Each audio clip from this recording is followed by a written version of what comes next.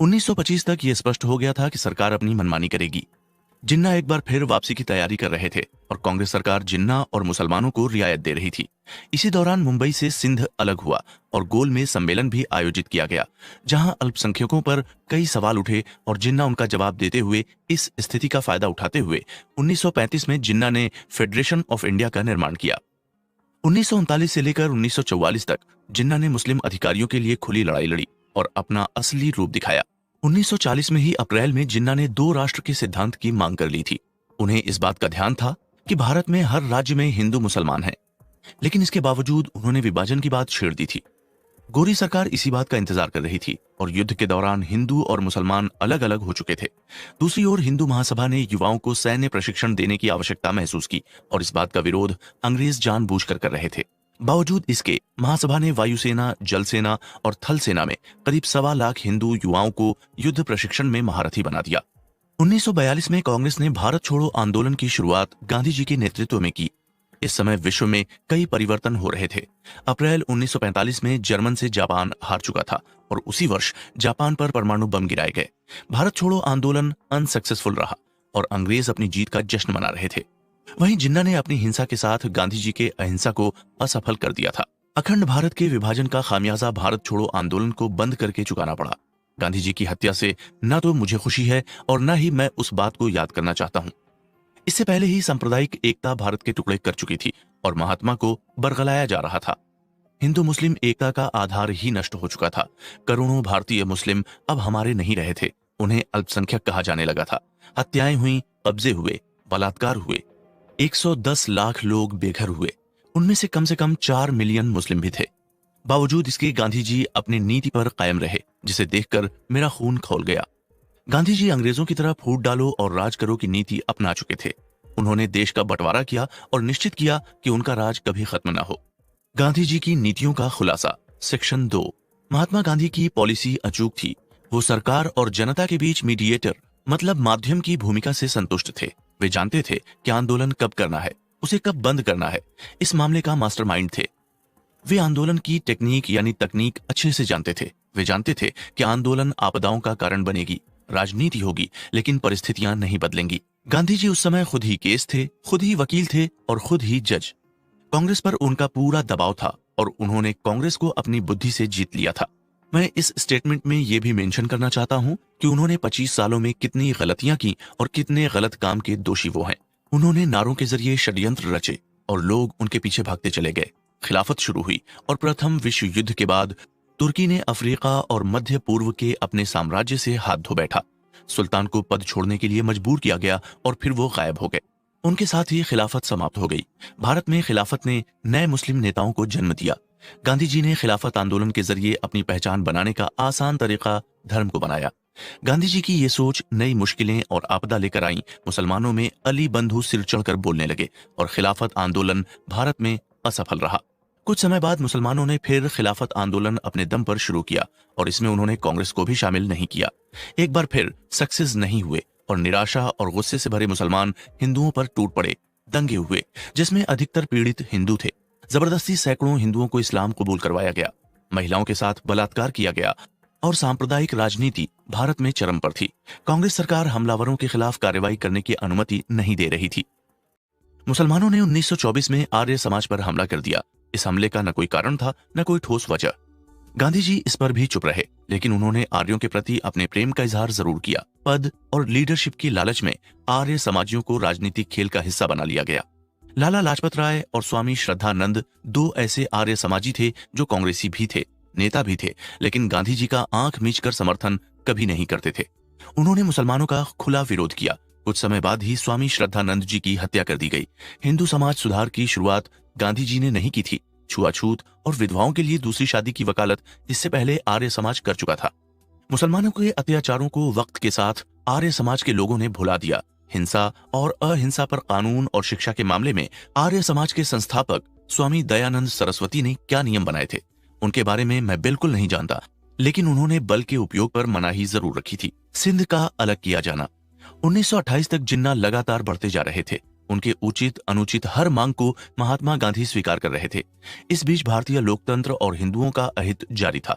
सिंध से हिंदुओं को निकाल दिया गया और कराची और सिंध में दंगे शुरू हो गए। हिंदू एकता पर लगातार हमले किए जा रहे थे और वो खत्म होती जा रही थी। हर जगह हिंदू पीड़ित नजर आ रहा था। 1928 में मुसलमानों ने तय कर लिया कि वो कांग्रेस के साथ नहीं रहेंगे और 1929 में लाहौर कांग्रेस अधिवेशन में मुसलमानों की उपस्थिति लगभग ना के बराबर थी। उसके बाद हिंदू मुस्लिम एकता की बातें एक सपने से लगने लगी। गांधी जी आंख मीचकर अभी भी आशावादी बने हुए थे। भारत में ब्रिटिश सरकार के पास स्टेबिलिटी और सेफ्टी दोनों नहीं थी। इन दो मुद्दों को लेकर 1929 के अंत में एक टेबल कॉन्फ्रेंस बुलाई गई। कांग्रेस ने स्टेबल पार्टी का बहिष्कार किया और फिर कुछ महीने बाद ही नमक अभियान शुरू हुआ। नमक अभियान के तहत लगभग 70,000 से अधिक लोग जेल तोड़ने पहुंच चुके थे, लेकिन जल्दी कांग्रेस ने अभियान वापस ले लिया। पहला गोलमेज सम्मेलन 1931 में कराची में हुआ और दूसरे सम्मेलन में कांग्रेस की तरफ से महात्मा गांधी पहुंचे। सम्मेलन की असफलता का कारण मुख्य रूप से गांधी जी ही रहे। फाइनेंशियली और पॉलिटिकली हिंदू मुस्लिम दो अलग अलग भागों में बढ़ चुके थे। सांप्रदायिक दंगे बढ़ गए थे और सभी पार्टियां इनका फायदा लेने में लगी हुई थीं। गांधी जी अभी भी एक ही राग अलाप रहे थे। हिंदू मुस्लिम एक दूसरे के खून के प्यासे हो गए थे और इन दोनों को आपस में बैठाने की तमाम संभावनाएं लगभग खत्म हो चुकी थीं। अल्पसंख्यकों को सरकार में से हटाने की मांग जोर पकड़ने लगी, लेकिन ऐसा हुआ नहीं। इस बीच सहानुभूति मतलब सिंपैथी पाने के लिए जिन्ना को मंत्री पद दिया गया। 1935 में राज्यपालों ने प्रांत सरकार अपने हिसाब से चलाई। अंग्रेजी नीतियां निश्चित रूप से मुसलमानों के लिए सही थीं। वहीं कांग्रेस लगातार डेमोक्रेसी, रिलीजियसली, पॉलिटिकली, फाइनेंशियली और सोशली हिंदुओं के अधिकारों की बलि दे रही थी। Page number 51। ड्रॉप इंडिया और डिवाइड एंड ड्रॉप का फंडा शुरू किया जा चुका था। संघ को पूरी तरह एक तरफ रखने के बाद गांधी जी ने कांग्रेस से भारत छोड़ो आंदोलन की मंजूरी ले ली थी। गांधी जी ने नया नारा दिया, करो या मरो। कई नेताओं को गिरफ्तार किया गया और उन्हें जेल भेज दिया गया। कुछ समय बाद इस आंदोलन को भी खत्म कर दिया गया और लोगों का जेल आने जाने का सिलसिला चलता रहा। जिन्ना ने खुले तौर पर गांधी जी के भारत छोड़ो आंदोलन का विरोध किया और मुसलमानों को करो या मरो के खिलाफ फूट डालो और छोड़ो का नारा दिया। हिंदू और हिंदुस्तानी को लेकर बहस शुरू हो गई थी। वहीं हिंदी को राष्ट्रभाषा के रूप में अपनाने को लेकर लोग अलग अलग बातें करने लगे। गांधी जी ने जब हिंदी को बढ़ावा देना चाहा तो मुसलमान उनसे नफरत करने लगे और उन्हें देशद्रोही तक करार दिया गया। मुसलमान हिंदुस्तान के भाषा हिंदुस्तानी होने पर जोर दे रहे थे और उनके समर्थक आंख मीचकर उनका समर्थन भी कर रहे थे। उन्होंने हिंदी के विरोध में बादशाह राम और बेगम सीता जैसे शब्द बोलना शुरू कर दिए। हिंदू मुसलमान एकता की बातें अब किताबी हो चुकी थीं। इस माहौल में हिंदू अपनी संस्कृति और मातृभाषा के प्रति और अधिक मजबूत और वफादार हो गए और उन्होंने किसी भी तरह झुकने से इनकार कर दिया। लेकिन अभी भी 80% लोगों द्वारा बोली जाने वाली हिंदी अपने सम्मान को तरस रही थी। इसी बीच उत्तर प्रदेश सरकार ने हिंदी को अपने प्रांत की भाषा के रूप में अपनाया। उर्दू को अपनाने की बात की गई, लेकिन इसके खिलाफ प्रदर्शन जारी थे। बावजूद इसके गांधी जी के मुंह से उर्दू के खिलाफ एक शब्द नहीं निकला। मुसलमानों को वंदे मातरम से भी ऐतराज होने लगा और यहाँ तक कि वो गांधी जी के कुछ भजनों से भी नाराज नजर आने लगे। इसके चलते महात्मा गांधी ने एक सदी तक भारतीय जनता का प्रेरणा स्रोत कहे जाने वाले वंदे मातरम का गाना बंद कर दिया। 1965 बंगाल के गायकों ने अनगिनत सभाओं में अपनी गायकी का प्रदर्शन कर प्रसिद्धि हासिल कर ली थी। ब्रिटिश लोग उनकी गायकी के कुछ और ही मतलब निकाल रहे थे और उन्होंने उन पर प्रतिबंध लगाने शुरू कर दिए। वंदे मातरम पर मुसलमानों ने जैसे ही आपत्ति ली, गांधी जी राष्ट्रीय भावनाओं को भूलकर वंदे मातरम से किनारा करने लगे। भारत में वंदे मातरम का न गाना उस समय जनता के लिए मनोबल के टूट जाने जैसा था। बाद में राष्ट्रगान के रूप में रविंद्रनाथ टैगोर का प्रसिद्ध गीत जन गण मन सामने आया। शिव भवानी पर लगा प्रतिबंध। एक हिंदू कवि द्वारा 52 छंदों का एक सुंदर संग्रह तैयार किया गया, जिसके प्रकाशन पर रोक लगाई गई। इस रचना का नाम था शिव भवानी। शिव भवानी का एक दोहा है, काशी जी की कला जाती मथुरा मस्जिद होती, शिवाजी जो न होते तो सुन्नत सबकी होती। लाखों लोगों ने इसे बहुत पसंद किया और ये हिंदू मुस्लिम एकता को कायम करने में कारगर सिद्ध हो सकती थी, लेकिन गांधी ऐसा नहीं चाहते थे। 15 अप्रैल 1946 पंडित नेहरू को सत्ता संभाले हुए 2 सप्ताह गुजर चुके थे और कोलकाता में बड़ी संख्या में हिंदू मारे गए थे। दंगे 3 दिन तक चले और असंख्य हिंदू मरे। उस समय के प्रसिद्ध अखबार स्टेटमेंट ने लिखा है कि कैसी सरकार है, अत्याचारों की अनुमति देती है। अखबार का प्रकाशन कोलकाता से होता था। कोलकाता में नरसंहार की चरम सीमा ये थी कि माता पिता के सामने बच्चों को काट दिया गया था। लगातार सरकार पर सवाल उठाए जा रहे थे और सरकार कुछ नहीं कर रही थी। इन हालात में गांधी जी कोलकाता पहुंचे। उस समय आर्य समाज की एक रिपोर्ट की माने तो इन दंगों में मारे गए हिंदुओं की कुल संख्या 300 से अधिक थी और लगभग 10 लाख रुपए से अधिक की संपत्ति लूट ली गई थी। इन दंगों में जान माल की बड़ी हानि हुई और इस पर गांधी जी की प्रतिक्रिया बड़ी अजीबोगरीब थी। गांधी जी की भूख हड़ताल। 1946 में गांधी जी ने भूख हड़ताल शुरू की और उस समय उनसे कोई भी पॉलिटिकल एजेंट को लेकर मुलाकात नहीं कर सकता था। साथ ही प्रेस को भी सख्त निर्देश थे कि वो उनका इंटरव्यू न लिया जाए। केवल उनके साथ लोग मिलने वाले, मित्र और सगे संबंधी उनसे मिल सकते थे और उनके स्वास्थ्य संबंधी जानकारियां ले सकते थे। इसी दौरान उनसे मिलने राजगोपालाचारी पहुंचे और उन्होंने पाकिस्तान को लेकर एक योजना तैयार की जो गांधी जी के साथ बंद कमरे में शेयर की गई। गांधी जी ने उन्हें जिन्ना से बातचीत करने के लिए भेजा और 1944 में गांधी जी और जिन्ना के बीच 3 सप्ताह तक बातचीत का दौर चलता रहा। गांधी जी और जिन्ना की मुलाकातों का दौर लगातार जारी था और वे आपस में गले मिल रहे थे और एक दूसरे के प्रशंसक की तरह बिहेव कर रहे थे। पाकिस्तान का नामकरण किया जा चुका था। देसाई लियाकत समझौता 1। भारतीय इतिहास में कुख्यात देसाई लियाकत समझौता 1945 में हुआ। ये डेमोक्रेसी के नजरिए से कांग्रेस के ताबूत की आखिरी कील के रूप में देखा गया। ये समझौता दिल्ली में केंद्रीय विधानसभा में कांग्रेस के तत्कालीन नेता भूलाभाई देसाई और लियाकत अली खान के बीच हुआ। इस समझौते के तहत भारत सरकार में हिंदू और मुसलमानों को समान अधिकार दिए जाएंगे, लेकिन ये राष्ट्रवाद और डेमोक्रेसी की पीठ में खंजर था, क्योंकि असलियत के धरातल पर ऐसा कुछ नहीं हुआ। समझौते के अनुसार गठबंधन सरकार बनाई जाएगी जिसमें कांग्रेस और मुसलमानों के 5 प्रतिनिधि होंगे। इसके अलावा एक प्रतिनिधि वंचित वर्ग का भी होगा और सिखों और अल्पसंख्यकों के 3 प्रतिनिधि होंगे। भारत छोड़ो आंदोलन बिना किसी शर्त के वापस ले लिया जाएगा और हिरासत में लिए गए तमाम नेताओं को रिहा करना होगा। प्रशासनिक सुधार हेतु उपाय किए जाएंगे। गवर्नर जनरल और वायसराय एक ही पद पर बने रहेंगे और वो नई सरकार में प्रमुख रूप से अपना योगदान देंगे। सरकार का भारत छोड़ो अभियान पूर्ण रूप से फेल हो चुका था और कांग्रेस के पास आगे के लिए कोई प्लानिंग नहीं थी। पाकिस्तान को लेकर मांग और तेज हो गई थी। कैबिनेट मिशन योजना। 1946 की शुरुआत में मिशन कैबिनेट भारत आया, जिसमें भारत के मौजूदा राज्य सचिव को शामिल किया गया। इटली के प्रधानमंत्री ने संसद में अपने भाषण के द्वारा इसकी औपचारिक शुरुआत की। उन्होंने अपने शब्दों के जाल में भारत को फंसाने की कोशिश की और इस पर हस्ताक्षर के लिए सहमत हो जाने की बात कही। कांग्रेस अखंड भारत चाहती थी, लेकिन वो अपनी बात सॉलिड तरीके से नहीं रख सके। दूसरी ओर जिन्ना पाकिस्तान की मांग को लेकर आए हुए थे। ऐसे में 2 अलग अलग तरह की मांग और एक समझौता असंभव था। आखिर में देश अराजकता की आग में जल उठा। महिलाओं के साथ बलात्कार हुए, करोड़ों की संपत्ति लूटी गई, लोगों के मकान और दुकान जलाए गए, बच्चों का अपहरण और हत्या हुई और कांग्रेस ने जिन्ना के सामने आत्मसमर्पण कर दिया। पाकिस्तान का बन जाना तय हुआ। लाखों हिंदू रिफ्यूजी बन गए और अपना ठिकाना खोजने लगे। मुसलमानों का गांधीवाद पर भी भरोसा नहीं था। अखंड भारत अब 2 टुकड़ों में बंट चुका था। 1/3 हिस्सा 15 अगस्त 1947 को पाकिस्तान के नाम से जाना जाने लगा। 1946, 1947 और 1948 में शांति ने हिंसा का रूप ले लिया और हिंदू मुस्लिम एकता चूर चूर हो गई थी। भारत में गायों की बलि दी गई, जबकि गांधी जी गायों की रक्षा की बात किया करते थे, लेकिन वास्तव में उन्होंने इस दिशा में कोई कदम नहीं उठाया। एक भाषण के दौरान उन्होंने स्वीकार किया कि वो गायों की हत्या को रोकने में फेल हो गए। इस बारे में एक भाषण के अंश मैं आपको बताता हूँ। राजेंद्र बाबू ने मुझसे बताया है कि उन्हें लगभग 50,000 पोस्ट कार्ड और 20 से 30,000 टेलीग्राम मिले हैं, जिनमें लिखा है कि गौ हत्या के संबंध में कानून बनाया जाए और गौ हत्या को रोका जाए। आखिर लोगों ने मुझे इतने तार और पत्र क्यों भेजे? गौ हत्या पर रोक लगाने संबंधी ऐसा कोई कानून नहीं बनाया जा सकता। मैं अपनी मर्जी किसी और पर कैसे थोप सकता हूँ? जो लोग गौ हत्या नहीं छोड़ना चाहते उनका मैं क्या करूँ? गौ हत्या को रोकने के लिए केवल हिंदू बात कर रहे हैं, जबकि मुस्लिम, पारसी और ईसाई सभी यहाँ रहते हैं। भारत किसी एक का नहीं है, भारत सभी का है। इस देश में जो अपने बच्चे को बीफ सूप देना चाहते हैं दे सकते हैं। तिरंगा झंडा हटाना। गांधी जी के सम्मान में राष्ट्रीय ध्वज के अंदर चरखे की जगह दी गई। कांग्रेस हर बैठक में झंडा फहराने लगी। कांग्रेस के राष्ट्रीय अधिवेशन में भी यही झंडा फहराया गया। प्रभात फेरी में भी इस झंडे को मुख्य रूप से फहराया गया। कांग्रेस के लोगों ने इसे अपना राष्ट्र ध्वज मान लिया था। 1946 में जब एक बार झंडा फहराया गया तो एक मुसलमान ने उस पर आपत्ति ली और गांधी जी ने इसे तुरंत हटाने के आदेश दे दिए। लाखों कांग्रेसियों की भावनाओं को ठेस पहुंची। एक मुस्लिम को खुश करने के लिए गांधी जी ने एक ऐसा आदेश दिया। पार्ट 3, गांधी जी और स्वतंत्रता। भारत को अंग्रेजों की गिरफ्त से मुक्त कराने का सिलसिला और आजादी का आंदोलन 1914 15 मई में गांधी जी के भारत आगमन के साथ ही शुरू हो गया था। ये लड़ाई 15 अगस्त 1947 तक चली, जब हिंदुस्तान आजाद हो गया। आज हम उसे भारत की आजादी के दिवस के रूप में मनाते हैं और गांधी जी को राष्ट्रपिता का सम्मान देते हैं। 1818 में अंग्रेजों का कहर जो पूरे भारत पर था, तब मराठा साम्राज्य आगे आया। 1848 में उत्तर भारत में सिखों ने अपनी शक्ति का प्रदर्शन किया और गुजरात में अंग्रेजों को पराजित किया।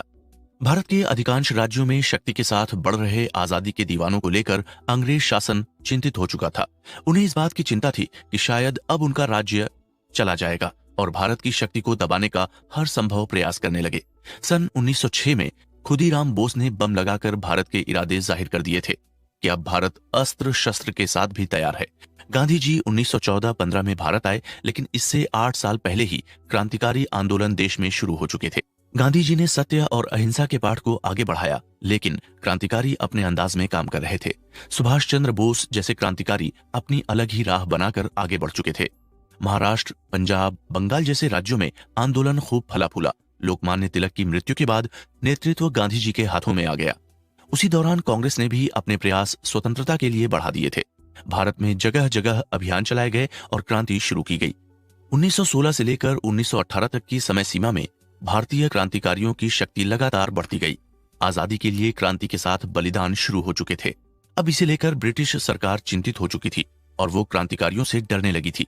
ये वो दौर था जब मोंटेग्यू भारत के राज्य सचिव के रूप में अपना पदभार संभाल चुके थे और पूरी निष्ठा और जिम्मेदारी से हालात को ठीक करने का वादा प्रदेश सरकार से कर चुके थे। ब्रिटिश सरकार अपनी तरफ से क्रांतिकारियों को दबाने का हर संभव प्रयास कर रही थी। वो लगातार उन्हें तकलीफें दे रही थी, उन पर अत्याचार कर रही थी और इसी के चलते उन्होंने 1919 में एक अधिनियम के तहत जलियांवाला बाग हत्याकांड को अंजाम दिया, जिसमें जनरल डायर ने सैकड़ों क्रांतिकारियों को और वहां मौजूद आम नागरिकों को गोलियों से भून दिया। माइकल ओ डायर जैसे क्रूर और बेईमान लोग क्रांतिकारियों से प्रतिशोध ले रहे थे। इसी दौरान लंदन में उधम सिंह की गोली मारकर हत्या कर दी गई। मदन लाल ढींगरा, कन्हारे भक्तो, राजगुरु, सुखदेव और चंद्रशेखर आजाद जैसे युवा भारत को आजादी दिलाने के खिलाफ अंग्रेजों से जंग में शामिल हो चुके थे। उन्होंने हर जगह भारतीय झंडा फहराना शुरू कर दिया और तब तक गांधी जी का नाम भी सुना नहीं गया था। हाँ, वे कांग्रेस के सर्वमान्य लीडर के रूप में जरूर पहचाने जाने लगे थे। गांधी जी को क्रांतिकारियों का काम कभी पसंद नहीं आया। धर्म, सत्य, अहिंसा के पाठ के साथ आगे बढ़ते रहे। आजादी भले कैसी ही मिली हो, लेकिन 1919 से लेकर 1935 तक क्रांतिकारियों ने जो अंग्रेजों की नाक में दम किया, उस योगदान को कभी नहीं भुलाया जा सकता। गांधी जी जैसे कई लोगों ने क्रांतिकारियों के हर कदम की निंदा की और प्रेस कॉन्फ्रेंस और सभाओं का आयोजन कर क्रांतिकारियों को अहिंसा के मार्ग पर लाने की कोशिश की। लोग भले ही खुले तौर पर क्रांतिकारियों को समर्थन नहीं कर रहे थे, लेकिन कहीं ना कहीं अंदर ही अंदर क्रांतिकारियों को भारतीय जनता का समर्थन प्राप्त था। क्रांतिकारियों की एक्टिविटी और उनके किए गए कार्यों की प्रशंसा करने लगे थे। मार्च 1931 में कराची में कांग्रेस का अधिवेशन हुआ, जिसमें क्रांतिकारियों का समर्थन करते हुए गांधी जी का खुला विरोध हुआ। उसी दौरान में भगत सिंह के बलिदान की भावना और साहस की प्रशंसा पूरे देश में होने लगी। 1929 में मुंबई के गवर्नर मिस्टर वॉटसन की गोली मारकर हत्या कर दी गई। इस मामले को लेकर गांधी जी और सुभाष चंद्र बोस एक दूसरे से असहमत नजर आए। सुभाष चंद्र बोस जी उस समय गांधी जी से कम लोकप्रिय नहीं थे। कांग्रेस के दूसरी बार अध्यक्ष चुन लिए गए थे और ये बात गांधी जी को बिल्कुल भी पसंद नहीं आई थी। उन्होंने कई बार इसके प्रति क्रोध भी व्यक्त किया था। इसका सीधा सा मतलब था कि सुभाष चंद्र बोस की जीत गांधी जी अपनी हार के रूप में देख रहे थे और उनका गुस्सा शांत होने का नाम नहीं ले रहा था। गांधी जी के तमाम प्रयासों के बाद भी सुभाष चंद्र बोस को कांग्रेस की गति से नहीं हटाया गया और गांधी जी इस बात को लेकर लगातार नाराजगी जाहिर करते रहे। सुभाष चंद्र बोस का टॉप के लीडर में गिना जाना गांधी जी खुद के लिए खतरा मान बैठे थे। 8 अगस्त 1942 को भारत छोड़ो आंदोलन शुरू हुआ और कई नेताओं की गिरफ्तारी हुई। एक अहिंसक आंदोलन था जिसे शुरू में ही दबा दिया गया। गांधी जी और उनके अनुयायी जेल जाने से नहीं डरते थे। वह अहिंसा के साथ जेल चले गए, लेकिन इसके विपरीत सुभाष चंद्र बोस का खेमा जेल नहीं जाना चाहता था। हिंसा के जरिए आगजनी, लूटपाट और अंग्रेजों की हत्या का रास्ता अपना चुके थे। करो या मरो का नारा अब अपना मतलब बदल चुका था। पुलिस थाने जलाए गए, डाक संचार व्यवस्थाएं खत्म कर दी गईं और हर तरफ क्रांति का बिगुल फूंका गया। लगभग 900 से अधिक रेलवे स्टेशनों को आग के हवाले कर दिया और सरकार हाथ पर हाथ धरे बैठे रहे। ये वो दौर था जब अहिंसा को खुली चुनौती देकर हिंसा अपना ली गई थी। गांधी जी न तो इसका विरोध कर सकते थे और न ही इसका समर्थन कर रहे थे। अगर इसका विरोध करते तो जनता के बीच अपनी छवि खराब कर बैठते और अगर इसका समर्थन करते तो ये बात उनके हिंसा के विपरीत होती।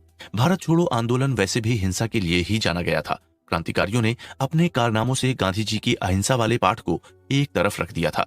एक वक्त ऐसा भी आया था जब गांधी जी ने खुद करो या मरो का नारा दे दिया। फिर भी गांधी जी हिंसा की निंदा करते रहे और अहिंसा का पक्ष लेते रहे। लेकिन ये साबित हो चुका था कि गांधी जी की अहिंसा आजादी पाने के लिए पर्याप्त और सक्सेस नहीं है। वहीं हिंसा के जरिए अंग्रेजों में भय का माहौल कायम हो चुका था। 8 अगस्त 1942 के बाद सुभाष चंद्र बोस अपना अलग ही रास्ता अपना चुके थे और रहस्यमयी ढंग से उन्होंने 1941 में जापान पहुंचकर अपना काम शुरू कर दिया था। सुभाष चंद्र बोस कैसे अफगानिस्तान के रास्ते होते हुए जापान पहुंचे और काबुल में उनकी क्या क्या गतिविधियां रहीं, इस बात को उत्तम चांडी ने अपनी पुस्तक व्हेन बोस वॉज जियाउद्दीन में स्पष्ट शब्दों में लिखा है। इस किताब में सुभाष चंद्र बोस ने किस साहस और दृढ़ता के साथ कठिनाइयों, खतरों को बौना साबित करते हुए अपना काम किया, इस बात का डिटेल डिस्क्रिप्शन है। 1942 के लगभग सुभाष चंद्र बोस जर्मनी छोड़ रहे थे और उन्हें हिटलर ने महामहिम की उपाधि से सम्मानित किया था। जापान में सुभाष चंद्र बोस को बहुत अधिक समर्थन मिला और अंग्रेजों के खिलाफ लड़ाई में उनकी सेना तैयार होने लगी। जापान अब सुभाष चंद्र बोस के साथ इस युद्ध में शामिल हो चुका था। वहीं ब्रिटेन और फ्रांस ने इटली, जर्मनी और जापान के खिलाफ युद्ध की घोषणा कर दी थी। सुभाष चंद्र बोस लगातार समर्थन जुटा रहे थे और जापान, मलाया, बर्मा और सभी पूर्वी देशों में सुभाष चंद्र बोस का समर्थन किया गया। 1944 में जापानियों की मदद से आक्रमण की तैयारी की गई और भारतीय नौसेना के साथ मिलकर जापानी सेना ने भारत में प्रवेश के लिए दस्तक दी। अब सुभाष चंद्र बोस को प्यार से उनके समर्थक नेताजी कहकर बुलाने लगे थे। सुभाष चंद्र बोस द्वारा दिया गया जय हिंद का नारा भारत की आबोहवा में गूंजने लगा था। गांधी जी ने एक बार फिर सुभाष चंद्र बोस का विरोध किया और कहा कि जापानी आक्रमणकारी भारत में स्वीकार नहीं किए जाएंगे। गांधी जी और सुभाष चंद्र बोस के बीच भले ही तकरार जारी थी, लेकिन देश के अधिकांश लोग सुभाष चंद्र बोस के साथ थे और उनकी लोकप्रियता गांधी जी से कम नहीं थी। 1920 में लोकमान्य तिलक की मृत्यु के बाद गांधी जी सबसे बड़े लीडर के रूप में देश के सामने आए। सुभाष चंद्र बोस की सफलताएं गांधी जी को तकलीफ दे रही थीं और वो इसे अपनी हार मान रहे थे। जय हिंद का नारा पूरे देश में अपना लिया गया था और गांधी जी परेशान थे, लेकिन ये शायद गांधी जी की खुशकिस्मती ही कही जा सकती है कि देश के बाहर अपने कामों को अंजाम देते हुए सुभाष चंद्र बोस की मृत्यु हो गई। 1945-46 के चुनाव में एनआई के प्रति सुभाष चंद्र बोस का प्रेम और सुभाष चंद्र बोस को दी जाने वाली श्रद्धांजलि ही जीत का कारण बन गई। इस बीच कांग्रेस ने पाकिस्तान का विरोध करने का वादा भी किया था। कुछ ऐसे मुद्दे रहे जो सुभाष चंद्र बोस के आसपास घूम रहे थे और वो जीत का कारण बन गए। बाद में सरकार ने अपना वादा तोड़ा और पाकिस्तान के सामने घुटने टेक दिए। देश की जनता के साथ विश्वासघात हुआ और भारत में शांति भंग हो गई। गांधी जी ने बड़ी सफाई से सारी चीजें दबा दी और देश में हुई हत्या को रोकने का साहस न सरकार कर पाई और न कोई और। यहाँ मैं स्पष्ट रूप से कहना चाहूंगा कि स्वतंत्रता प्राप्त करने में महात्मा का योगदान शून्य था। हाँ, वो एक ईमानदार देशभक्त हो सकते हैं, लेकिन उनके किए गए कार्यों के परिणाम ऐसे नहीं थे। देश के नेतृत्व का मजाक उड़ाया गया। मेरे हिसाब से सही नायक तो सुभाष चंद्र बोस ही थे। वो आधुनिक भारत के सच्चे सपूत उत्साहित थे। उनकी मानसिकता में क्रांति थी और वे देश की रक्षा के लिए बल के प्रयोग को जानते थे। वे भारत को आजादी दिलाने के लिए किस चीज की आवश्यकता है, इस बात से भली भांति परिचित थे। गांधी जी और उनके अहंकार ने सुभाष चंद्र बोस को रोकने की बहुत कोशिश की और उन्हें मिटाने की कोशिश भी की गई, जो कि बिल्कुल गलत था। 1857 से 1932 तक क्रांतिकारियों के आंदोलन लगातार जारी रहे और 1932 में चंद्रशेखर आजाद की मौत के साथ भारत की भूमि का सबसे बड़ा क्रांतिकारी चरित्र हमें छोड़कर चला गया। सचमुच क्रांतिकारी देशभक्तों ने अंग्रेजों के खिलाफ भारत की सच्ची लड़ाई लड़ी। स्वर्गीय लोकमान्य तिलक, एनसी केलकर, सीआर दास, विट्ठल भाई पटेल, सरदार पटेल, पंडित मालवीय और परमानंद भाई जैसे लोगों ने 10 वर्षों तक हिंदू सभा का नेतृत्व किया। लगातार युद्ध के चलते ब्रिटेन की शक्ति कम हो रही थी और उसकी फाइनेंशियल कंडीशन डगमगा गई थी। जब तक गांधीवाद हावी रहा, तब तक निराशा हाथ लगी, लेकिन जब से क्रांतिकारी और कट्टरपंथी रास्ता अपनाया गया, लोगों को एक आशा दिखाई देने लगी। पार्ट 4, भाग 4, एक आदर्श व्यक्ति की निराशा। सच कहूं तो हिंदू मुस्लिम एकता का आइडिया उसी समय लगभग खत्म हो गया था जब गांधी जी ने पॉलिटिक्स में एंट्री ली थी। पाकिस्तान के बनाए जाने का मुख्य कारण यह था कि मुस्लिम लीग भारत को खुद के विरोधी के रूप में देखने लगी थी। उन्होंने अपने भाषणों में यह भी कहा कि भारतीय है ही नहीं। दूसरी ओर गांधी जी हिंदू मुस्लिम को भाईचारे का पाठ पढ़ा रहे थे। हिंदुओं ने गांधी जी के हर विचार का पालन किया, हर बात मानी और आइडिया को समझा, लेकिन मुस्लिमों ने लगातार गांधी जी का विरोध किया। बावजूद इसके गांधी जी ने हमेशा मुसलमानों का पक्ष लिया और अपमान हिंदुओं का हुआ। गांधी जी का सबसे बड़ा अपमान मुसलमानों ने देश का विभाजन करके ही किया है। जिन्ना और गांधी जी के बीच के संबंध किसी से छुपे नहीं हैं। जिन्ना एक उत्साही राष्ट्रवादी व्यक्ति थे और सांप्रदायिकता के पक्षधर थे। 1920 में उन्होंने अपने इरादे जाहिर कर दिए थे। उनका एक ही मकसद था, मुस्लिम समुदाय के हितों की रक्षा करना और कांग्रेस के नेताओं पर भरोसा न करना। पाकिस्तान के बनाए जाने और मुसलमानों के सिद्धांतों का जिन्ना ने खुलकर प्रचार किया। उन्होंने इस देश को बांटने के लिए अपनी भाषा का अलग से प्रचार शुरू किया। गांधी जी कई बार जिन्ना से मिलने गए और भाईचारे की भीख मांगी। उन्हें प्रधानमंत्री पद तक का ऑफर दिया गया, लेकिन जिन्ना अपनी जिद पर अड़े रहे और गांधी जी के समझाने के बावजूद भी नहीं झुके। वैसे गांधी जी के आत्मा की आवाज, आध्यात्मिक शक्ति और उनकी अहिंसा के सिद्धांत थे, लेकिन इन बातों का जिन्ना पर कोई फर्क नहीं पड़ रहा था। गांधी जी समझ गए थे कि उनकी बातों का जिन्ना पर कोई प्रभाव नहीं होने वाला। एंड में उन्होंने हार मान ली और जिन्ना की बात मान ली। इससे पहले उन्होंने जिन्ना से बात करने के लिए कुछ और लोगों को मौके दिए ताकि मुस्लिम लीग से निपटा जा सके और पॉलिटिकल डिफरेंसेस को कम किया जा सके। सारे प्रयास विफल रहे और देश लगभग 1 साल तक खून से नहाता रहा। मुसलमानों को खुली छूट दी गई कि वे हत्या करें, हिंदुओं पर अत्याचार करें, आगजनी और बलात्कार करें। पूरे पंजाब, बिहार, दिल्ली मुसलमानों के आतंक से कांप रहे थे।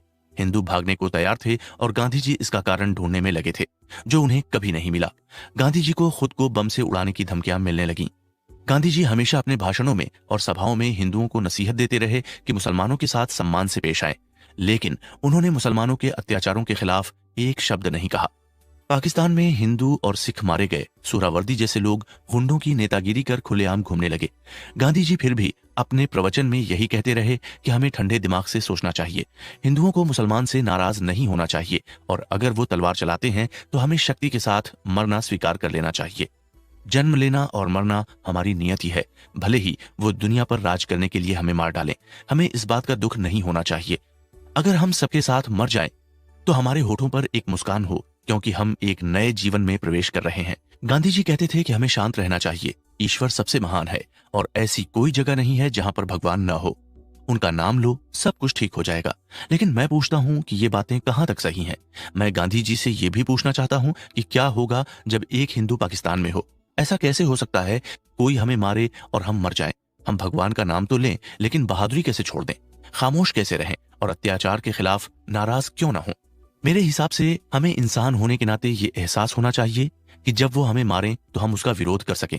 इंसान गलती कर सकता है, लेकिन फिर भी मुट्ठी भर लोगों से हार जाना और उनसे अपनी रक्षा न करना, डरते रहना, ये कायरता है और खुद की सुरक्षा के लिए लड़ना कहीं से कहीं तक गलत नहीं है। वे लोग जो हमारी हत्या करने के लिए उतारू हैं, वो हमारे भाई कैसे हो सकते हैं? उनसे भाईचारा कैसे निभाया जाए? उन्होंने बिहार में महिलाओं के साथ अत्याचार किए।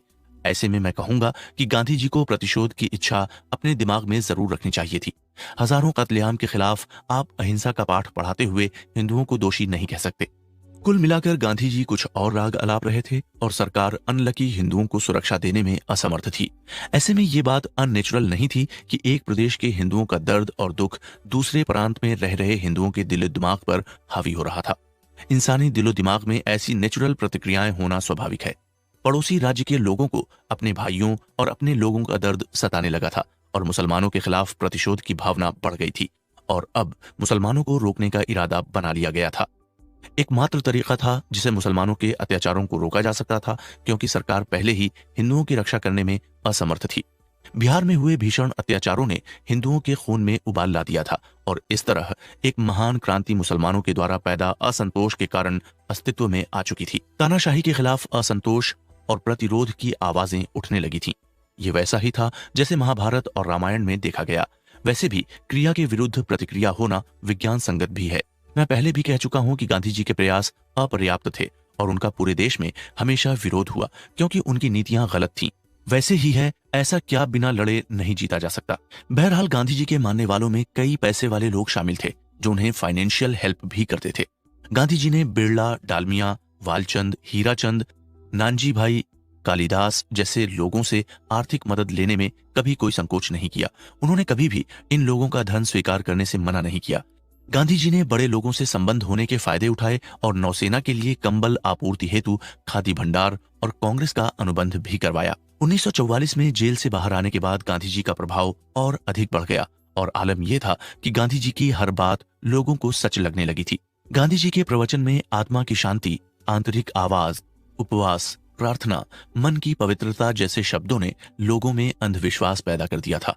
गांधी जी के कारण ही कश्मीर समस्या पर पाकिस्तान लगातार भारत पर हावी होता रहा और आज वो कश्मीर को हथियाने की हिमाकत कर रहा है। कश्मीरी लोगों ने नेहरू से गुजारिश की कि कभी इस बात पर गौर करें। नतीजतन शेख अब्दुल्ला को कश्मीर की कमान सौंपी गई। क्योंकि कश्मीर नेहरू का जन्मस्थान है, ऐसे में गांधी जी के परामर्श के बाद कश्मीर के लिए सैनिक सहायता भी भेजी गई। कश्मीर की रक्षा और सुरक्षा के लिए पंडित नेहरू ने अपने अधिकांश भाषणों में पाकिस्तान को समझाने की कोशिश भी की। कश्मीर में भारतीय सेना की तैनाती का सीधा सीधा मतलब था पाकिस्तान के खिलाफ युद्ध छेड़ना। गांधी जी के सख्त खिलाफ थे, अहिंसा में विश्वास करते थे और सशस्त्र युद्ध को लेकर चिंतित थे। हालांकि कश्मीर में सेना भेजने को लेकर उन्होंने सरकार के साथ सहमति जता दी थी। गांधी जी के अहिंसा के सिद्धांत के अनुसार युद्ध में मनुष्य को मारने के लिए मशीनों का उपयोग किया जाता है। ऐसे में सैनिकों के बजाय गांधी जी सत्याग्रहियों को भेजने का प्रस्ताव रख रहे थे। वे राइफलों के बदले बातचीत करने वाले सत्याग्रह के पक्ष में थे। उनका मानना था कि बंदूकों की जगह चरखा एक सार्थक प्रयास होगा। लेकिन मैं गांधी जी से प्रार्थना करता हूं कि वो अपने उपदेश अपने पास ही रखें और सत्याग्रह की शक्ति का प्रदर्शन करते रहें। कश्मीर की स्वतंत्रता के लिए शस्त्र उठाना, युद्ध किया जाना जरूरी है। यहाँ आप पाएंगे कि गांधी जी ने पहले कश्मीर में सेना भेजने की सहमति जाहिर कर दी और बाद में जब कश्मीर की सत्ता शेख अब्दुल्ला के हाथ में चली गई तो वे फिर से हिंसा के रास्ते पर चलने की बात करने लगे, क्योंकि उन्हें कश्मीर में प्रशासनिक पावर अपने हाथों से जाती हुई दिखी। इससे साफ जाहिर होता है कि गांधी जी ने स्वयं के बनाया हिंसा के सिद्धांतों को तोड़ा है। इशारा महात्मा गांधी में 20वीं शताब्दी में एक महात्मा के अंदर पाखंडी छुपा हुआ था। सारा घटनाक्रम बीत जाने के बाद गांधी जी एक बार फिर से हिंदू एकता के लिए उपवास करने लगे। 13 जनवरी 1948 को मैं अपने दिलो दिमाग पर से नियंत्रण खो चुका था। बीते 4 साल में एक अखबार के संपादक के रूप में कार्य करने के बाद मैंने जनता की सेवा में अपना सारा समय लगाया था और मुझे इस तरह के माहौल में और इस तरह की घटनाओं का सामना करने की आदत सी हो गई थी। भारतीय राजनीति में जो कुछ चल रहा था ये मेरे लिए नया नहीं था। मुस्लिम लीग, पॉलिटिकल एजेंडा और हिंदू महासभा, तीनों में जो कुछ हो रहा था मुझे सबकी खबर थी। कांग्रेस और मुस्लिम लीग हिंदुओं पर सांप्रदायिकता फैलाने का इल्जाम लगा रही थी और सांप्रदायिक शब्द को तोड़ मरोड़ कर पेश किया जा रहा था। हिंदुओं की रक्षा करने वाला वहां कोई था ही नहीं। कांग्रेस लगातार मुसलमानों का हित कर रही थी और उनका पक्ष ले रही थी, लेकिन मुसलमान खुद अपने आप को कांग्रेस से अलग करने और खुद का अस्तित्व कायम करने में लगे हुए थे। स्वतंत्र भारत के सभी आदर्श टूट चुके थे। विभाजन से पहले ही कई नेताओं ने भारत को कई भागों में बांट दिया था। जिस आजादी को प्राप्त करने के लिए कई लोग अपनी जान दे चुके थे, वहां अब मुसलमानों के द्वारा बनाई गई सांप्रदायिकता की भीषण आग पूरे देश को जला रही थी। गांधी जी के नेतृत्व में कांग्रेस ने मुसलमानों के सामने आत्मसमर्पण कर दिया था और मुसलमानों की तमाम मांगें, जिनमें पाकिस्तान की स्थापना तक थी, उसे मान लिया था, जो बेहद दुखद था। गांधी जी के राज में कांग्रेस के इस पतन को देखकर मुझे राजा भरथरी का एक श्लोक याद आता है, जिसमें लिखा है कि गंगा स्वर्ग से शिव के मस्तक पर आई और वहां से हिमालय चली गई। हिमालय से निकलने के बाद वो पृथ्वी पर आई और समुद्र में समा गई। इस तरह वो नीचे नीचे और बहुत नीचे आ गई। आज वो अपने सबसे निचले पायदान पर है। देश विरोधी एक्टिविटीज का अंत। जिस दिन मैंने गांधी जी को इंडियन पॉलिटिक्स से हटाने का फैसला किया, उस दिन मुझे इस बात का ज्ञान था कि मैं सब कुछ खो दूंगा, क्योंकि मैं कोई अमीर व्यक्ति नहीं हूं जिसकी लोग मदद करेंगे और सम्मान से देखेंगे। वैसे इससे पहले मैं समाज में सम्मान पूर्वक रह रहा था। मेरे कुछ मंचीय कार्यक्रम देश सेवा के लिए हो चुके थे और मैं क्रिएटिविटी के साथ सफलतापूर्वक आगे बढ़ रहा था। मैं स्वस्थ था और मैं किसी शारीरिक बीमारी या मानसिक विकार का शिकार नहीं था। मैं भले अमीर नहीं हूं, लेकिन मेरे पास सम्मान और प्रशंसा जरूर थी। दौर 1929-30 का शुरू हो चुका था और सविनय अवज्ञा आंदोलन का ऐलान किया जा चुका था। मैं पब्लिक लाइफ जीवन में प्रवेश कर चुका था और शुरुआती दौर में मैं स्टूडेंट की तरह हर चीज सीख रहा था। आंदोलन के बारे में न्यूज़पेपर में छपी हुई रिपोर्ट में पढ़ता और उनसे काफी प्रभावित हो रहा था। मैं सोशल वर्कर के रूप में अपना करियर बनाने का फैसला कर चुका था, लेकिन मुझे बाद में पता चला कि आंदोलन मुसलमानों के मुद्दों से जुड़ा हुआ भी है। इसमें मदन मोहन मालवीय सबसे अनुभवी और सबसे बड़े सोशल वर्कर के रूप में जाने जाते थे। सन 1932 में डॉक्टर हेडगेवार ने नागपुर से महाराष्ट्र में राष्ट्रीय स्वयंसेवक संघ की स्थापना की। उनकी इस बात ने मुझे बहुत प्रभावित किया और मुझे उनकी विचारधारा अच्छी लगने लगी। परिणाम स्वरूप मैं एक स्वयंसेवक के रूप में संघ में शामिल हो गया। ये मेरी खुशकिस्मती है कि मैं महाराष्ट्र के उन स्वयं सेवकों में शामिल रहा जो प्रारंभिक चरण में ही संघ का हिस्सा बन चुके थे। मैंने महाराष्ट्र प्रांत में कई जगह पर संघ के लिए लगातार काम किया और हिंदुओं के आध्यात्मिक उत्थान और पॉलिटिकल एक्टिविटी को समझकर उनके अधिकारों की रक्षा के लिए आवश्यक कदम उठाए। 1938 में मैंने स्वयं सेवकों के पहले समूह का नेतृत्व करते हुए हैदराबाद में शांतिपूर्ण प्रतिरोध आंदोलन का नेतृत्व किया और मार्च निकाला। हैदराबाद में किए गए कार्यों को लेकर मुझे सजा भुगतनी पड़ी। वंदे मातरम गाने पर दर्जनों प्रहार उस समय सहने पड़े। 1943 बिहार सरकार की जानकारी के अंदर भागलपुर में हिंदू महासभा का अधिवेशन हुआ। हिंदू महासभा ने इस अधिवेशन के दौरान संकल्प लिया कि सरकार की जिस कार्यवाही को वो अनुचित समझेंगे उसका सीधा विरोध कर उसे चुनौती देंगे। हालांकि सरकार इस आयोजन को अनसक्सेसफुल बनाने के लिए पड़ी हुई थी, लेकिन मैंने हर तैयारी छुपते छुपाते कर ली थी।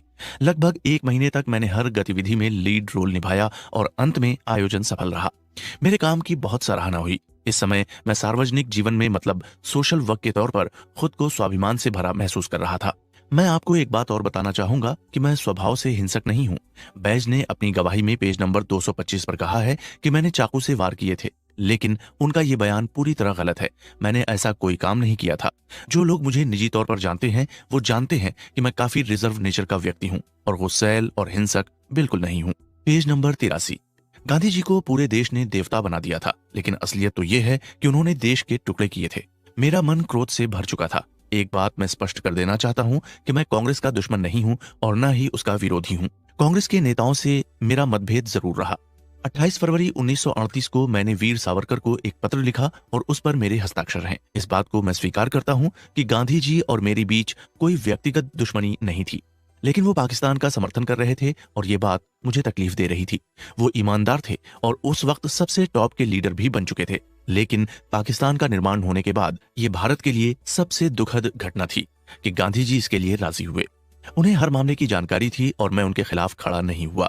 वैसे भी किसी राष्ट्र की पहचान एक व्यक्ति से नहीं होती, चाहे वो कितना भी बड़ा हो जाए। पाकिस्तान 15 अगस्त 1947 को बना और वो लोगों की भावनाओं और विचारों के प्रकार किए बिना पंजाब, बंगाल और सिंध के रूप में अस्तित्व में आया। भारत भवन बट चुका था, लेकिन उसके धार्मिक और सामाजिक विरासत कभी बट नहीं सकती। मुसलमानों ने अपने राष्ट्र विरोधी आंदोलन के जरिए पाकिस्तान बना लिया और गांधीवादी पंथ के नेताओं ने पाकिस्तान का विरोध करने वालों का खूब मजाक उड़ाया। देशद्रोही और सांप्रदायिक मेंटालिटी जीत गई। तमाम मांगों को मानकर मुस्लिम देश की स्थापना हो चुकी थी।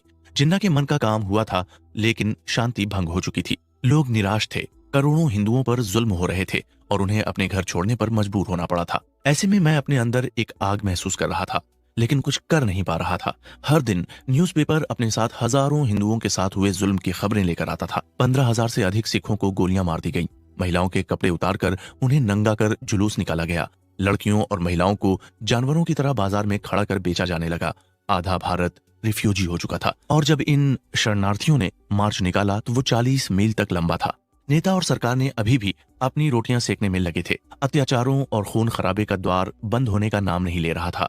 ये सब बंद हो सकता था अगर भारत सरकार सही कदम उठाने की हिम्मत करती। पाकिस्तान के अल्पसंख्यकों पर जुर्म जारी था। भारत में मुसलमानों को जवाबी कार्रवाई के लिए ट्रेनिंग दी जा रही थी और ये सब सरकार की आंखों के सामने और गांधी जी के अंगूठे के नीचे होता था। पाकिस्तान ने प्रेस में अल्पसंख्यकों के लिए आवाज उठाई, लेकिन इससे अपराध बढ़े और संतोष फैला। परिणाम कुछ नहीं निकले। भारत में इतना भयानक नरसंहार, कितनी मौतें और इतना अत्याचार पहले कभी नहीं हुआ होगा। सबसे बड़ी बात तो ये थी कि जब मुसलमान की बात होती थी तो गांधी जी अपना अहिंसा वाला पार्ट भूलकर उनका साथ देने जाते थे। इस सबके बीच गांधी जी एक बार फिर अपने भूख हड़ताल की नौटंकी करने लगे। ये शायद उनका आखिरी उपवास भी था। उपवास बंद करने की उनकी शर्तें मुसलमानों के पक्ष में और हिंदुओं के खिलाफ थीं। गांधी जी ने उपवास खोलने के लिए 7 शर्तें रखी थीं। उनमें से एक थी, दिल्ली में शरणार्थी जिन मस्जिदों में रह रहे हैं उन्हें वहां से निकालकर उनका कब्जा मुसलमानों को दिया जाए। एक बार फिर सरकार गांधी जी के आगे झुकी और उनकी शर्तों को सरकार ने माना। कड़ाके की ठंड पड़ रही थी और शरणार्थियों को खुले आसमान के नीचे छोड़ दिया गया। गांधी जी ने उपवास तोड़ दिया। दिल्ली में अक्षरधाम के पास आसरा नहीं था। वे सभी बेघर कर दिए गए थे और परिवार, बच्चे और महिलाएं सड़कों पर घूम रहे थे।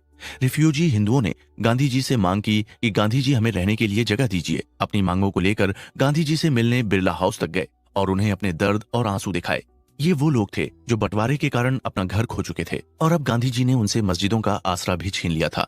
जो लोग पाकिस्तान में रह रहे थे उन लोगों ने अपनी आंखों के सामने मंदिर और गुरुद्वारों को धाराशाही होते देखा था। लोग खंडहरों और पेड़ के नीचे शरण लेने पर मजबूर थे क्योंकि मस्जिदों की छत गांधी जी ने उनसे छीन ली थी। गांधी जी से मेरा यही सवाल था कि क्या मस्जिद मानवता की रक्षा के लिए नहीं बनी है? शरणार्थियों को निकालकर मस्जिदों का कब्जा मुसलमानों को देने का क्या फायदा, और ऊपर से उनके लिए कोई अल्टरनेट व्यवस्था भी नहीं की गई। ऐसे में क्या गांधी जी को इंसानियत, ये मानवता याद नहीं है? एक बात और भी है कि क्या पाकिस्तान में भी इस तरह के अल्पसंख्यक रह रहे हैं तो उन्हें मंदिरों और गिरजाघर के कब्जे दिए जाने चाहिए। प्रार्थना, आत्मा की शक्ति, विश्वास और अहिंसा के पाठ सिर्फ हिंदुओं के लिए थे। मुसलमानों की नजर में इन सब चीजों का कोई महत्व नहीं था। उन्होंने गांधी जी के मन की आवाज को शायद कोई वैल्यू नहीं दी थी। आइए अब 55 करोड़ वाले मामले की बात करते हैं। इसके लिए भारत सरकार ने एक ऑफिशियल मैसेज 2 फरवरी 1948 को निकाला। 12 जनवरी 1948 को प्रेस कॉन्फ्रेंस आयोजित की गई जिसमें सरदार वल्लभ भाई पटेल भी मौजूद रहे। 55 करोड़ रुपए देने के बारे में गांधी जी खुद कहा करते थे, सरकार को अपना निर्णय बदलना मुश्किल है, लेकिन सरकार ने अपना निर्णय बदला और वो 55 करोड़ रुपए देने से इनकार कर चुकी थी। लेकिन ऐसे में गांधी जी ने भूख हड़ताल की और सरकार पर दबाव बनाया। 21 जनवरी 1948 का दिन था जब गांधी जी की भूख हड़ताल के सामने भारत सरकार को झुकना पड़ा और 55 करोड़ रुपए का भुगतान पाकिस्तान को किया गया। गांधी जी का रुझान पाकिस्तान के हित में था और पाकिस्तान का निर्माण मुस्लिमों की हिंदू के प्रति शत्रुता का प्रमाण है। कई लोगों को जेल में डाला गया। पाकिस्तान के प्रति अपनी वफादारी निभाते गांधी जी ने पाकिस्तान के सबसे बड़े समर्थक और रक्षा करने वाले व्यक्ति का रोल निभाया था। ऐसे में हिंदू के मुक्ति का सिर्फ एक ही कारगर उपाय मुझे नजर आ रहा था और वो था मुसलमानों के अत्याचारों को इस दुनिया से हटाने के लिए गांधी जी को खत्म करना। गांधी जी राष्ट्रपिता के रूप में महानता के प्रतीक बन चुके थे। लोग उनकी पूजा करते थे। उन्होंने देश के विभाजन में सहमति जताकर हिंदुओं के साथ विश्वासघात किया था। जिसे देश ने राष्ट्रपिता के रूप में पूजा था वो सिर्फ पाकिस्तान के पिता साबित हो रहे थे। ऐसे राष्ट्रपिता की जिंदगी खत्म करना मैंने अपना कर्तव्य समझ लिया था और मैंने वो किया भी। हैदराबाद के निजाम के खिलाफ सरकार सख्त कदम लेना चाहती थी। हैदराबाद जैसे मुस्लिम राज्य के खिलाफ सैनिक कार्रवाई करने का फैसला लिया जा चुका था, लेकिन गांधी जी इसके भी खिलाफ हो गए और सरकार को एक बार फिर अपना फैसला बदलना पड़ा, जैसा कि पाकिस्तान को बहुत काम के वक्त बदलना पड़ा था। 55 करोड़ रुपए भुगतान करने के लिए गांधी जी ने आमरण अनशन किया और सरकार के हाथ बांध दिए थे। गांधी जी ने अपने अहिंसा के पाठ को साबित करने के लिए टाइगर टर्निंग जैसे उदाहरण दिया। उनका कहना था कि जब शेर गाय को मारने आए तो उसके सामने अहिंसक तरीके से इतनी गाय पेश कर लो कि वो गाय को मारते मारते थक जाए। गांधी जी अपने अहिंसा के पाठ के लिए कई बार निर्दोष लोगों को मारे जाने के उदाहरण देते थे। विश्वास और दृढ़ विश्वास के बीच अहिंसा के पाठ देश को बर्बाद कर रहे थे और उसके परिणाम के रूप में पाकिस्तान बन चुका था। इससे सिर्फ एक ही चीज बढ़ रही थी, वो थी नफरत। इस सब के पीछे जो बहुत पीछे छूट गया था वो राष्ट्र निर्माण था। मैंने इस मामले में बहुत विचार किया और एक आखिरी निर्णय लिया। इसमें मैंने किसी की राय नहीं ली, न किसी की बात सुनी। मैंने अपने आप को बहुत मजबूत किया और 30 जनवरी 1948 को बिरला हाउस की प्रार्थना सभा में गांधी जी के सीने में गोली दाग दी। इसके बाद कहने के लिए शायद मेरे पास कुछ नहीं बचा है, लेकिन मैं ये सब राष्ट्र के लिए कर रहा था और मेरे द्वारा किया गया ये पाप भी राष्ट्र को समर्पित है। अपने समय का एक मेधावी छात्र रहने वाला मैं ये विनम्रता पूर्वक दावा करता हूँ कि ये सब मैंने किया है। भारत में कायदे कानून की इज्जत करता हूँ। मैंने केवल मानवता के लिए ये किया है। मुझे मंजूर है कि मैंने उस व्यक्ति को गोली मार दी जिसकी नीतियों और कार्यकारिणी देश विनाश की ओर बढ़ रहा था। लाखों लोग बर्बाद हो रहे थे। सच कहूं तो गांधी जी को गोली मारते ही मैंने अपनी जिंदगी खत्म कर ली थी, लेकिन मैं फिर भी संतुष्ट हूं। गांधी जी की मौत के बाद लंबे समय से हैदराबाद राज्य की समस्याएं जो स्थगित थीं अब समाधान तक पहुंच जाएंगी। हिटलर, मुसोलिनी, चर्चिल, रूजवेल्ट राष्ट्र की रक्षा के लिए इसी तरह की चालें चली थीं जो गांधी जी ने चली। गांधी जी के मुख्य चाल थी अहिंसा। मैं अभी मानता हूं कि गांधी जी ने देश के लिए बहुत से दुख सहे हैं और लोगों के मन में जागृति पैदा की है। उन्होंने खुद के लाभ के लिए कुछ नहीं किया। बहुत ही ईमानदार थे, अहिंसा के सिद्धांतों पर चलते थे, बुद्धिमान थे, शक्तिशाली थे, देशभक्त थे और उन्होंने देश के लिए बहुत बलिदान भी दिए थे। लेकिन इन सब चीजों से उनका व्यक्तिगत विकास ज्यादा हुआ। उन्होंने राष्ट्रीय सेवा की, मैं उसके लिए उन्हें नमन करता हूँ। और इससे पहले जब मैं उन्हें गोली मारने वाला था मैं वास्तव में निराश था और दुखी भी था, लेकिन मैंने ये किया। मैंने अपराध किया है और मुझे सजा मिलनी चाहिए। मैं सोचता हूँ कि शायद मैं ये नहीं करता तो अच्छा होता, लेकिन परिस्थितियां बेकाबू हो चुकी थीं। सब कुछ अनियंत्रित था और मैं खुद को इतना मजबूत कर चुका था कि मैं उनकी हत्या कर दूं। हालांकि मेरा मन ये गवाही नहीं दे रहा था कि मैं किसी व्यक्ति का खून क्यों करूं। देश के हिंदुओं के लिए, स्वाभिमान के लिए, भविष्य के लिए, हजारों हिंदुओं की जीत के लिए मैंने विनाशकारी कदम उठाया। मैं कांग्रेस के किसी नेता या गांधी जी से विशेष बैर नहीं रखता हूं और न ही कोई मेरे प्रति शत्रुता रखता है। मैं स्वीकार करता हूं कि मेरे मन में उनके लिए मौजूदा हालात में कोई सम्मान नहीं था। सरकार की नीतियां मुसलमानों को अनुचित लाभ दिए जाने को लेकर मैं गांधी जी से नाराज था, क्योंकि सबका कारण गांधी जी थे। मैं यहाँ ये भी कहना चाहूंगा कि प्रधानमंत्री पंडित नेहरू भी अपने कर्तव्य को भूलकर गांधी जी की बात मानने लगे थे। हालातों से बनी तमाम बातों ने मेरे दिमाग में ख्याल चलाया कि मैं गांधी जी के खिलाफ ये कार्रवाई करूं। मैंने किसी के दबाव प्रभाव के बिना इस कार्रवाई को अंजाम दिया है। माननीय न्यायालय मेरे खिलाफ किसी भी तरह का निर्णय लेने के लिए स्वतंत्र है और मैं उनका निर्णय को स्वीकार कर लूंगा। हो सकता है कि मुझ पर कुछ रहम भी कर दिया जाए, लेकिन मैं इस बारे में कुछ नहीं पूछना चाहता। मुझे लगता है कि मैंने बहुत सारे तथ्य स्पष्ट कर दिए हैं और मैं चाहता हूं कि मेरा वकील किसी भी तरह के सवाल जवाब न करें। 30 जनवरी 1948 की घटना से जुड़े 144 गवाह हूं। वैसे मैंने किसी से व्यक्तिगत रूप से कोई बातचीत नहीं की थी। मैं गांधी जी के प्रार्थना सभा में रैली में शामिल होने के लिए सहमत हो गया था, लेकिन मैं ऐसा कर नहीं सकता। मुंबई, पुणे, ग्वालियर के स्वयं सेवकों को सुरक्षित करने के लिए आप्टे और अन्य लोगों ने प्रयास किए थे। दिल्ली के एक शरणार्थी शिविर में जब मैं घूम रहा था, तब वहां एक फोटोग्राफर भी मुझे मिला। उसकी पीठ पर कैमरा डाला हुआ था। उसने मुझे फोटो खिंचवाने के लिए कहा और मैं स्वीकार करता हूं कि मैंने उसके साथ फोटो खिंचवाई थी, लेकिन इसका 30 जनवरी की घटना से कोई संबंध नहीं था। इस दिन के आसपास मैंने आप्टे से भी बात की थी, लेकिन ये सिर्फ अखबार के कारोबार को लेकर थी। इस बारे में मेरे द्वारा दिया गया एक एक बयान सच है। इस स्टेटमेंट को पब्लिश किया जाए ताकि जनता को पता चल पड़े। इसके लिए सरकार the Indian yearbook, history of the Congress, Gandhi ji की आत्मकथा, कांग्रेस का बुलेटिन, यंग इंडिया समय समय पर जारी कर दिए जाएं। मैंने ये लंबा स्टेटमेंट और ये बयान इसलिए नहीं दिया कि लोग मेरी तारीफ करें, जबकि मैं सब कुछ स्पष्ट करना चाहता हूं और मेरे पीछे किसी भी तरह की गलतफहमी न रह जाए। मेरे खिलाफ सवाल जवाब करने वालों को, जानकारी जुटाने वाले अधिकारियों और वकीलों से मुझे किसी तरह की शिकायत नहीं है और मैं उनके प्रति दुश्मनी के भाव भी नहीं रखता हूं। पुलिस ने इस मामले में मेरी जो मदद की या मेरे खिलाफ जो कदम उठाए, उसके लिए भी मैं उन्हें शुक्रिया अदा करना चाहूंगा। जेल के अधिकारियों ने मुझसे बहुत अच्छा व्यवहार किया, मैं उन्हें भी धन्यवाद देता हूँ। मैंने गांधी जी को गोली मारी तब भीड़ में 300 से 400 लोग मौजूद थे और दिन दहाड़े गोली मारने के बाद मैं बचने का प्रयास नहीं किया। वास्तव में मैं सोच कर आया था कि मैं भागने के बारे में सोचूंगा भी नहीं और मैंने ऐसा ही किया। मुझे उम्मीद है कि ईमानदार इतिहासकार मेरे कार्य पर विचार करेंगे और भविष्य में इसकी वैल्यू समझेंगे। अखंड भारत अमर रहे, वंदे मातरम।